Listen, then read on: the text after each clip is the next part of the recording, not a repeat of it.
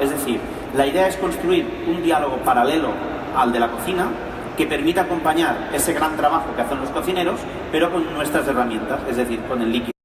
De forma que ya no solo es un restaurante donde vas, te sientas y te dan un libraco así de 1000 referencias de vino con las que no sabes qué hacer y como no te recomienden, miras más por el precio que por el vino.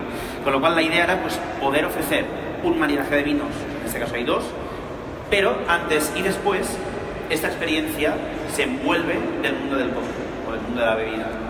A mí esto me parece súper interesante, francamente, porque es dotar de un lenguaje y de un trabajo paralelo a la cocina, ¿eh? Yo creo que es algo que en los restaurantes gastronómicos, excepto el sello de Can Roca, que algo están empezando a hacer, realmente no hay un discurso paralelo de bebida, entendiendo como bebida algo más que no sea una botella de vino desenroscada y tirada en una copa, ¿no? Con lo cual, para nosotros era importante y además no queremos competir ni con el vino ni con la cerveza. Cada uno tiene su propio espacio, simplemente lo que hay que hacer es saber dónde hay que entrar o salir para ceder tu turno. Eso es importante. ¿De acuerdo? Muy bien, os hemos explicado esto ya, de los diferentes sitios donde estamos representados a nivel de bebidas. Y bueno, aquí sí que entra una parte importante del trabajo del barman, que es intentar estructurar en 3 grandes bloques el mundo de nuestro trabajo, entendiendo que un restaurante necesita una serie de cosas. Es decir, en un restaurante, cuando trabajas con comida o con gente que tiene que comer, hay ciertas cosas que hay que tener muy presentes. Por un lado, pequeño tamaño, es decir, yo no puedo darle al cliente 2 copas de martini o 2 coupets de 180 mililitros cada una antes de empezar a comer. ¿Por qué? Primero, porque llevarán un pedal de puta madre y no vamos a beber nada de vino, y no recordáis que tenemos que pagar un local de 800 metros, ¿eh? Que eso barato no es, que el ayuntamiento no lo regala. Después, evidentemente, aparte de la propia cantidad alcohólica que servimos, también estamos hablando de un volumen. O sea, antes de comer no nos podemos hinchar a 300 mililitros de bebida, porque si no, no vamos a comer. Y evidentemente pues necesitamos ese concepto de dar algo más que no sea una simple copa, sino hay que buscarle también un poquitín esa parte más creativa que ya cocina también hace. Las bebidas soft era un menú de bebidas sin alcohol, donde nos basábamos entre sin frutas, sin fermentación, porque empezamos a trabajar cosas fermentadas, aunque fueran fermentaciones bajas en alcohol o incluso sin alcohol, pero la percepción de la persona que no bebe alcohol nos daba muchos problemas. ¿Por qué? Porque la fermentación, quieras que no, siempre arrastra un poquitín esa capacidad fermentativa que nos recuerda mucho a la cerveza o a algunos vinos, ¿no? Con lo cual tuvimos que sacar todo el tema de fermentados. Y evidentemente el tema de reducir la fibra y los residuos pesados. Sin aburriros con una historia demasiado técnica, pero sabéis que el hombre, a diferencia de los animales, tenemos una capacidad de saciedad, ¿no? Es decir, yo empiezo a comer, y cuando ya voy un poco lleno, pues hay un circuito de retroalimentación negativa del sistema parasimpático que te dice: compañ, que ya estamos, que ya aquí no hace falta nada más, que con esto ya tiramos toda la tarde. ¿Qué pasa? Por ejemplo, los animales como las aves o por ejemplo los perros, tú le das comida y hasta que no revientan no paran. ¿Qué pasa? Que eso está muy bien, pero también nos perjudica en la hora de que, por ejemplo, las pulpas de fruta antes de comer son un mal aliado, con lo cual nos tuvimos que tirar para utilizar fruta, pero clarificada. O sea, tuvimos que estirar todo este concepto de clarificación y pérdida de fibra. Después probaremos uno de ellos, ¿vale? Y finalmente el 41 grados, donde lo que quisimos fue dividir el menú en diferentes conceptos para, digamos, agilizar el trabajo de la gente para que vaya focalizado a un concepto de cóctel más adecuado a lo que ellos están buscando. Y evidentemente, como son cócteles que siempre toma la gente cuando terminan de comer, pues nos marca un claro after dinner style, ¿no? Y unos balances asequibles. ¿Qué significa un balance asequible? Pues que desgraciadamente en un restaurante gastronómico no va mucho fan del mundo del cóctel, con lo cual si tú les hinchas a Sáceras y a Old Fashions, pues la verdad que te los tiras todo para atrás, con lo cual hay que buscar también cosas que sean fácilmente asequibles para un público quizá no tan experto en coctelería, pero que no significa que no sean buenos paladares. Y evidentemente pues aquí también buscamos trabajar poco con la cantidad de pulpa, todo y que podríamos permitirnos más licencias, que de hecho nos las hemos permitido, pero sí hay que reconocer que hemos buscado bajar esa cantidad de productos de mangos, ¿no? fresas, etc. ¿De acuerdo? Muy bien, pues seguimos. Hablando un poquitín más específicamente del bar, espera que ahora no me acuerdo si... perfecto. En un primer momento construimos un bar un poco al estilo clásico, ¿no? Es decir, una barra donde yo me parapeto como barman y después el cliente está en el otro lado, ¿no? Entonces, sí es cierto que yo creo que como barman, ¿no? Como gente que nos dedicamos a esto, buscamos mucho la inspiración en el mundo de la gastronomía, ¿no? En la pastelería, en la cocina, ¿no? Digamos, disciplinas afines a nuestra parte, que evidentemente pues, podemos extraer alguna receta, alguna técnica y tal. En Enigma, lo que creo que ha sido de las experiencias más cautivadoras en el momento de la creatividad fue trabajar con los arquitectos. O sea, fue una experiencia completamente increíble, porque además estos arquitectos saben latín. Estos arquitectos son la gente de RCR, que son, bueno, ahora no sé si conocéis el premio Pritzker, que es como los Oscars del mundo de la arquitectura, pues los ganaron estos señores. Cuidado, poca broma. Sí, que no te falta curro en tu vida, vaya, ¿sí? O sea, de lo que te ganas y lo que tal, y vamos bien. Bueno, total, esta gente sabía muy bien de lo que hablaba, y esta gente tenía el hándicap de tener un local de 800 metros con un mogollón de pilares por medio, y tenían que hacer algo pues para intentar disimular todos estos pilares y hacer algo pues más o menos decente. Entonces, cuando llegamos al momento del bar, pues claro, ¿yo qué hago? Pues, contrabarra, botellas, barra, station, cliente. Me viene con el plano, el señor Pau Limona, uno de los arquitectos, no, perdón, esto fue el señor Rafael Aranda, me viene en el papel y me dice, ¿cuántos años llevas en la empresa? 7. En 7 años no has aprendido algo más que hacer una barra como esta. A mí se me cayeron los huevos al suelo porque pensaba, pero si es de puta madre, ¿qué problema hay? Está súper bien. Están los clientes, mi estación, mis cosas, no sé, lo de siempre, ¿no? Y ahí está el problema, lo de siempre. Entonces, bueno, pues eso fue, no sé si fue un viernes, creo que un viernes por la tarde, al sábado, doble turno en todos los restaurantes, cosas y tal, y bueno, total que el domingo fui con mi mujer a ver un espectáculo de Sara Parás, ¿sí? La bailadora flamenca. Y no os voy a engañar, no es mi estilo de música, pero bueno, yo acompaño a mi mujer que le gusta mucho. Entonces yo pues iba con mis cosas y empezó el espectáculo de Sara Parás, que se llama Voces, y el espectáculo consiste en 5 grandes autores o compositores flamencos a través de los cuales ella dividía el espectáculo en 5 sesiones, en 5 capítulos. Porque esta gente baila, que hay que descansar un poco entre capítulo y capítulo, claro. Entonces, básicamente aparecen al principio del show 5 bailadores que están bailando al lado de 5 retratos de los compositores. Me gustaría que viéramos un segundito el vídeo. Hay un momento de este vídeo que pensé, esto no pasa nunca en el mundo de la coctelería. Un poquitín más adelantamos.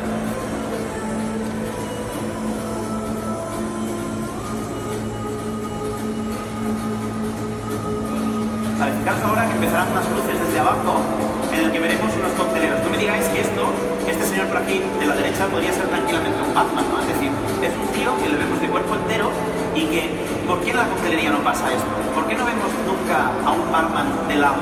Siempre lo vemos de frente. Entonces, dándole un poco de vueltas, pensamos, o sea, esto es bonito, porque no tenemos nada que esconder. Con lo cual, cuando te parapetas detrás de algo es porque necesitas esconder cosas. Y no queríamos esconder cosas. Queríamos buscar un poquitín este mismo concepto aplicado en el mundo de la barra, ¿vale? ¿Cómo lo hicimos? Patapum. Pues así.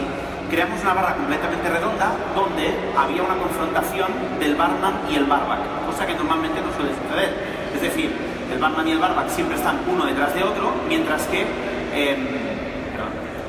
en este caso teníamos la gente dispuesta en circunferencia a nuestro alrededor, donde un tío o un cliente podía estar a nuestro lado mientras nosotros estamos trabajando aquí. Y lo ven todo, porque lo que queríamos hacer era como, ¿no? Magia de Brock, ¿no? Que se viera todo, que lo vieran, que se pudiera tocar, que pudieran estar interesados y preguntar en cualquier momento qué es lo que tienes ahí dentro de la pica, que no sé lo que es, ¿de acuerdo? Y eso nos era importante, ¿de acuerdo? Aparte, ofrecía un sistema de trabajo completamente diferente, un me permitía pues eso, tener una pica enclaustrada dentro del de la propia piano de trabajo. Y bueno, básicamente pues era algo completamente diferente. Un poco, este es el diagrama un poco hecho a lo Play School, ¿no? De niño de 5 años, pero bueno, no sé dibujar mejor, donde el barman y el bartender trabajan hacia un mismo zona de trabajo, mientras que la gente se establece alrededor de la mesa, ¿eh? Si nos fijamos, aquí teníamos siempre la misma historia, ¿eh? Los clientes en un lado, el barman en un sitio y el barback en el sitio siempre que es detrás, ¿no? Muy bien, esta señora ya la hemos visto, esto también lo hemos visto y esto también lo hemos visto, sí. Muy bien. Bueno, ahora empezamos a hablar de cócteles, que ya era hora, ¿no? Después de media hora de hablar. La idea de Enigma era ofrecer evidentemente un pequeño tamaño, reducir la cantidad de alcohol y evidentemente hablar de un concepto, ¿no? Este cóctel que veis aquí se llama The Layer, era un cóctel con el que queríamos buscar un poquitín desgranar los tres grandes pilares del mundo de la coctelería, que por un lado eran el hielo, por un lado el cítrico, ¿no? Y por otro lado la base alcohólica, ¿sí? En lugar de meterlo todo en un mismo concepto, ¿no? Yo qué sé, pues, por ejemplo, una base sour con hielo, pues el alcohol está dentro, el cítrico está dentro y el hielo está dentro. Aquí la idea era separarlo. ¿Cómo lo hemos separado? Primero que utilizamos estas placas, es parecido a una placa de Petri, no sé si habéis estado algún día en un laboratorio. Yo soy un intruso en esta profesión, ¿eh? Yo no estudio hostelería, yo soy biólogo. Entonces, cuando nos quedábamos para hacer campana en la universidad, los chupitos nos hacíamos en las placas de Petri que robamos del laboratorio de bioquímica, y con lo cual dije, ostras, esto algún día lo utilizaré. Esto, pues mira, aquí está, para que sepáis que hacer campanas no es tan malo, pero bueno, la idea es esta, ¿sí?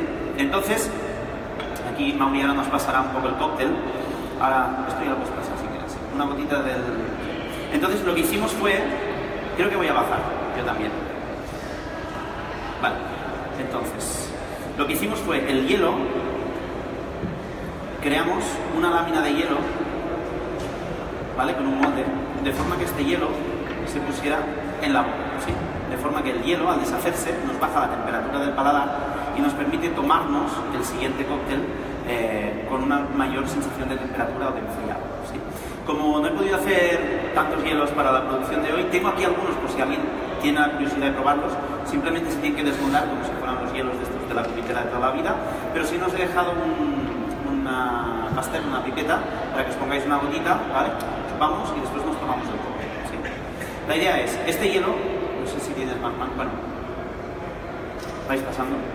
Por favor, el molde de silicona vale 200 pavos, que no desaparezca, porque me matan, ¿vale? Yep.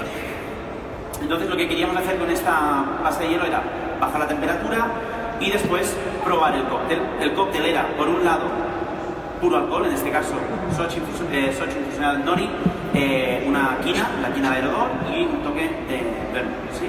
La idea era que además, si os fijáis, tenemos como unas pequeñas perlitas que son la finger lime, ¿sí? Que es el caviar cítrico natural, que nosotros al probar el cóctel, primero teníamos la sensación cítrica del hielo, es un hielo de lima, con lo cual ese concepto de twistear dentro lo hacíamos directamente en nuestro paladar, bajamos temperatura, probamos el cóctel y después nos viene el cítrico, que es lo que nos refresca al final.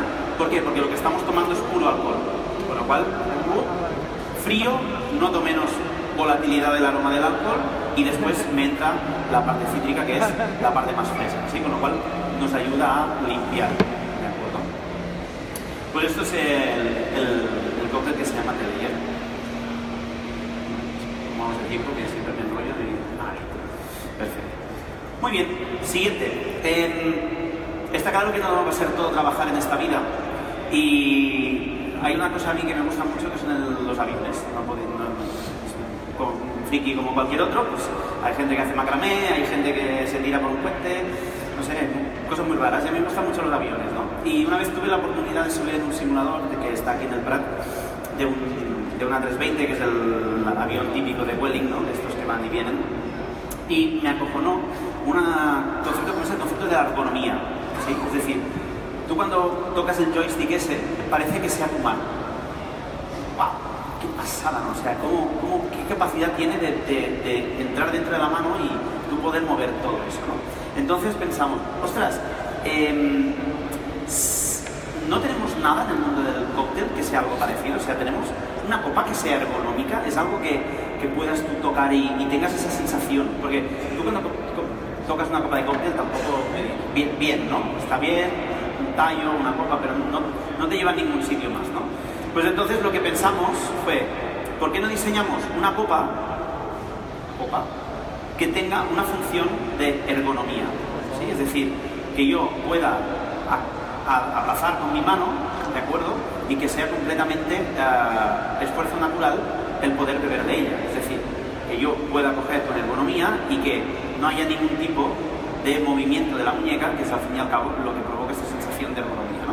Entonces te podrías beber el vaso sin necesidad de modificar tu mano, ¿de acuerdo? Si lo queréis pasar, no sé si os interesa ver. Tocar. De acuerdo, con lo cual, pues aquí no solo se trataba de hacer un cóctel, sino se trataba de crear una vajilla específica que tuviera una sensación que no fuera únicamente gustativa, sino que tuviera una sensación ergonómica, una sensación de tacto, ¿vale? Evidentemente nos tiramos a la porcelana precisamente porque la porcelana es una mala conductora de la temperatura y, como sabéis, podemos estar abrazando esa copa porque al ser de porcelana maciza, pues evidentemente no hay problemas de transmisión de temperatura, etc. ¿De acuerdo? Ahora os pasarán el segundo cóctel, que no sé si Mauri está por aquí. Estoy aquí. ¿Estás aquí? Ah, vale. Se te acumula la faena, Mauri?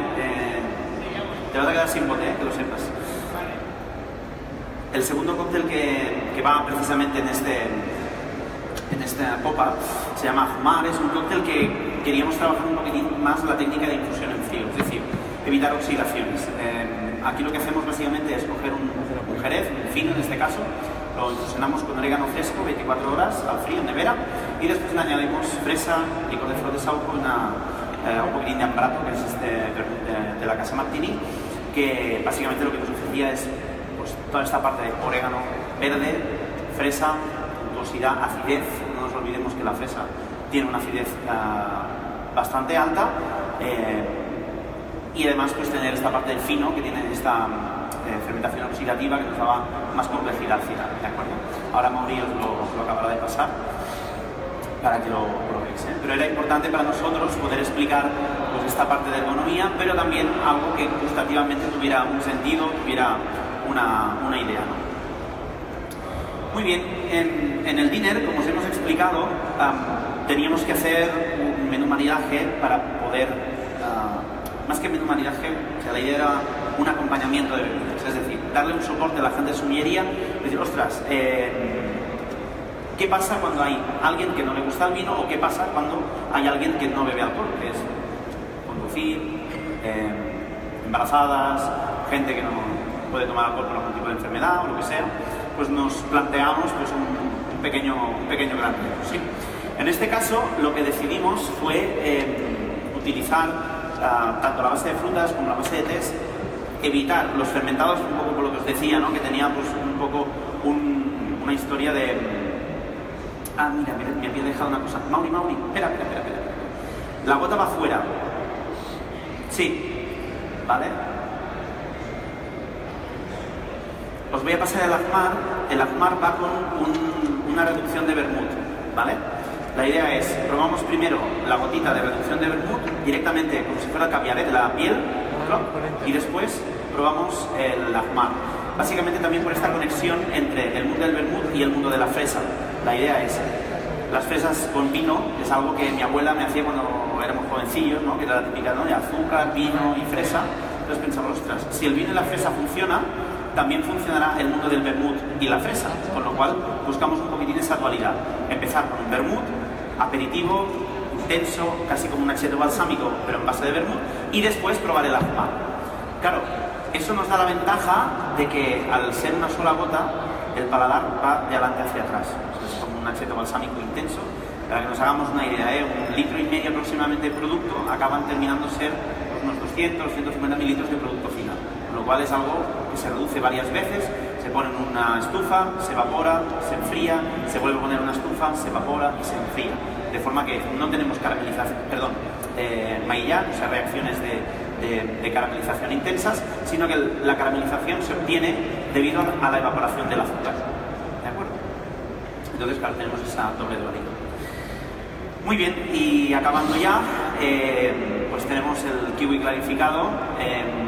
El kiwi yo creo que es de aquellas cosas que es más difícil de trabajar en el mundo del cóctel, se oxida rápido, es una fruta que en el momento en que entra en el proceso de oxidación se queda marrón y completamente horrible. Entonces, aquí lo que tenéis es un poco el proceso de elaboración de esta clarificación. Simplemente se trata de obtener una pulpa de kiwi, pelar, cortar, licuadora, pum, a congelar en un molde y después simplemente pues trocear esta parte del kiwi para obtener unas piezas más o menos del mismo tamaño, en el que lo pondremos encima de un cambro o de un recipiente, el colador, papel y un papel de pescado, ¿sí? El papel este que es un poco más poroso, lo vamos a humedecer y vamos a dejar descongelar este kiwi. ¿Qué va a pasar ahora? La fibra, lo que es la parte de la textura, se va a quedar en la parte del filtro y lo que va a pasar es que el agua intersticial del propio kiwi va a ir cayendo en la base, con lo cual vamos a tener sabor a kiwi, vamos a tener acidez, pero no vamos a tener textura. Con lo cual, yo te puedo dar un vaso de 200 mililitros de esta kiwi sin cargarte a ti de 200 gramos de pulpa, que básicamente sería algo que te provocaría un tapón en medio ¿de acuerdo? Con lo cual, pues, es importante que lo tengamos en cuenta, porque ya no solo trabajamos solos con el cliente, sino que estamos trabajando con cocina mano a mano, ¿sí? Mauri, puedes sacar ya el tercero, si quieres, que es este de aquí. Okay. Vale, perfecto. Muy bien, pues en principio Enigma está terminado y vamos a 41. 41, básicamente la idea que os quería presentar, porque al fin y al cabo son cócteles más al uso, sí que hay cosas que pueden ser más o menos interesantes, pero de las cosas que creo que estoy más orgulloso de Enigma, perdón, de 41, es que supimos enfocar el menú para guiar un poco al cliente hasta el punto en que nosotros queríamos llegar. Está claro que después de estar 3 horas comiendo y aguantando explicaciones de esto es este plato, que se hace con esta técnica, la peña está hasta el rabo, o sea, no quieren saber nada más de ti, ni me expliques más historias. Entonces, intentamos que la gente tuviera que leer lo mínimo posible, y aún así hay días que abren la carta y te dicen ponme lo que quieras, sí, pero la gente que tenga ganas de leer o que esté interesado, lo que buscábamos era hacer una división del menú un poco como hacen los cocineros, que son muy inteligentes, por concepto. Es decir, tenemos un lado de los reload prepares, ¿no? Que son los cócteles de la gente que había venido al antiguo 41 y vienen a cenar a Enigma, me dicen, ¿tienes el Ciudad de Dios? ¿Tienes el no sé? Y tú dices, no, o sea, no he esperado 4 años en la sombra para hacerte los mismos cócteles que tenían 41 grados, sería un poco vergonzoso por mi parte, con lo cual lo que hicimos fue hacer pequeñas versiones de cócteles que ya existían. Era un poco reversionar nuestros propios clásicos, suena un poco egocéntrico, pero la idea era ofrecer un poco esa técnica a nuestros clientes, ¿no? Después, tenemos en el bloque central los sips. Sips es un sorbo, ¿sí? Es decir, para mí la mínima unidad hedónicamente degustable de un cóctel. ¿Qué significa eso?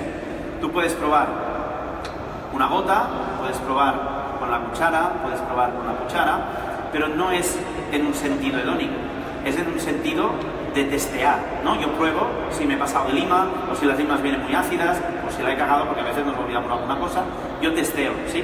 Pero eso no es un sorbo. El sorbo es una mínima unidad para poder hedónicamente degustar algo, es decir, probar sin sed, ¿no? Ya lo decía el señor Chicote en el 34, el arte de beber sin sed. O sea, imagínate si ese señor iba avanzado a su tiempo.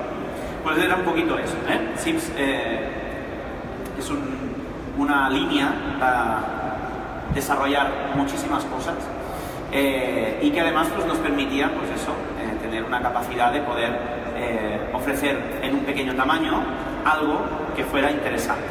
¿Qué pasa? Que también muchas veces después de comer estamos muy llenos y tampoco tienes la capacidad de tomar o beber muchas cosas, sobre todo cuando llevas 3 horas sentado. Entonces teníamos esta necesidad de, ay, yo quiero algo pero pequeñito. Pues pum, los sims, ¿de acuerdo? Son una sección del menú que va específicamente diseñada para esto. Finalmente el simplicity. El simplicity era, ostras, hay cosas que de por sí ya son buenas, ¿no? Es decir, pues un cóctel en el que mezclábamos un jerez con una sidra que está infusionada en las hierbas de la absenta, por ejemplo, ¿no? Entonces, ostras, son dos cosas que van directas en una copa y me lo das.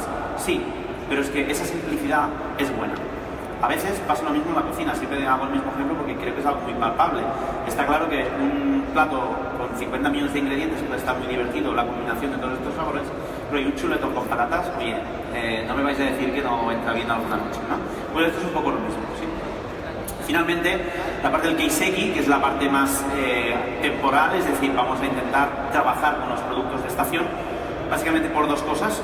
Punto 1, porque están en su mejor momento, y punto número 2, porque están en su mejor momento de precio, con lo cual también te ayuda un poquitín a mantener esos escandallos a raya, que quieras que no, pues también es importante, ¿sí?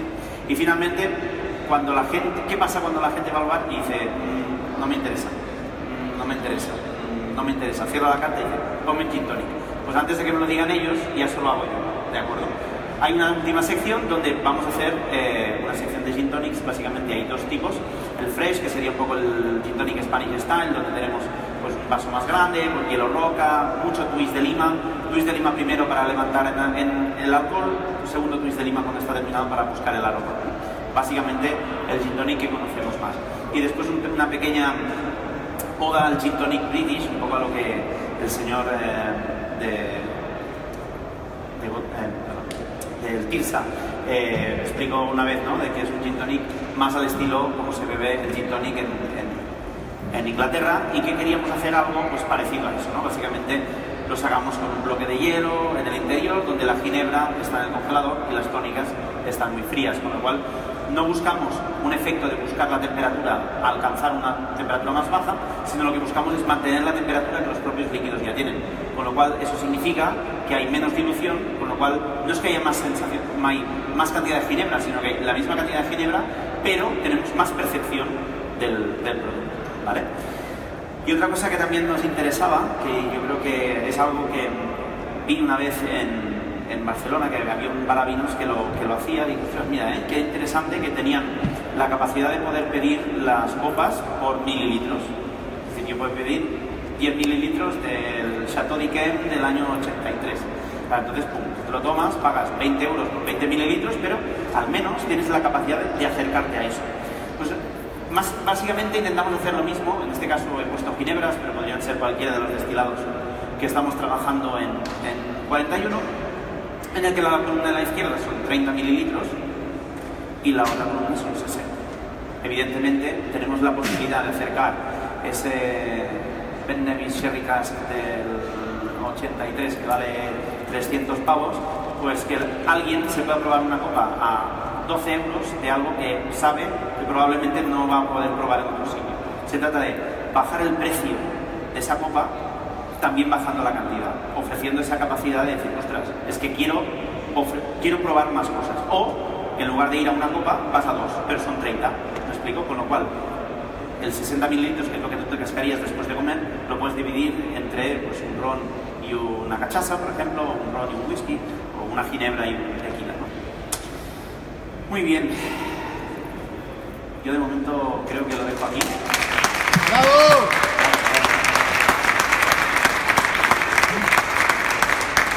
No sé si queda alguna duda, yo sé que siempre eso es, hay una ronda de preguntas siempre. Siempre da más vergüenza, pero estamos aquí entre amigos. Aquí, claro que sí.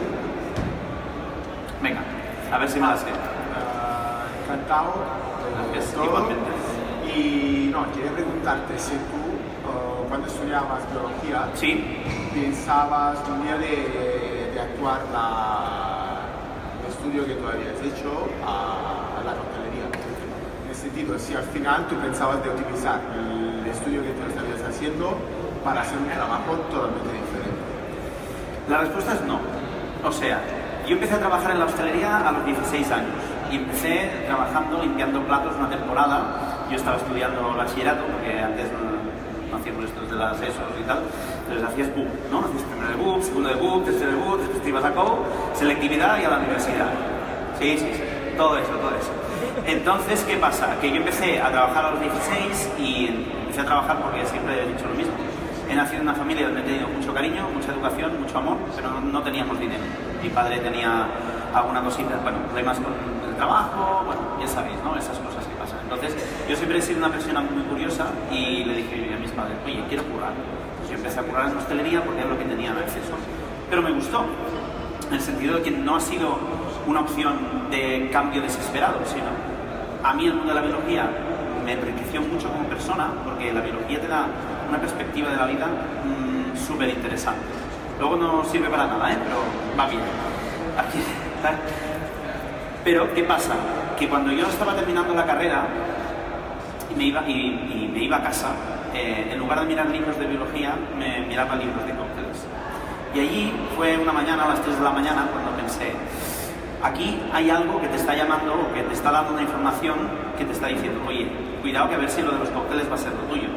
Y lo de las placas de Petri como que no. Entonces, sí es cierto que en ese momento que yo estudiaba no tenía la intención de aplicar la biología al mundo de la hostelería, pero sí es algo que son unos recursos que me han venido muy bien para entender muchas cosas. Entonces, son herramientas que tú tienes, como por ejemplo, igual un arquitecto, por ejemplo, que después se pasa al mundo del bar, será un crack haciendo barras, por ejemplo, ¿sabes?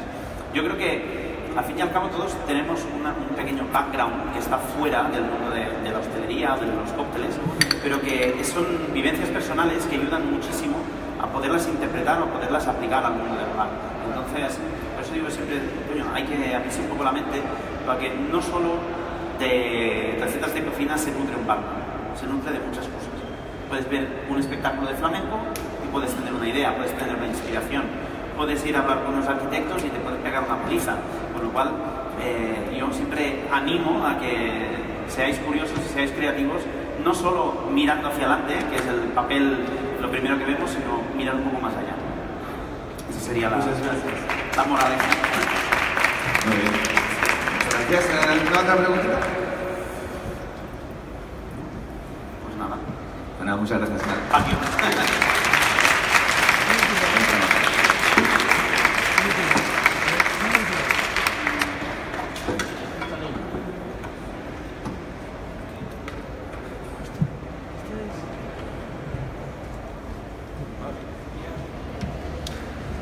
Ok, chicos.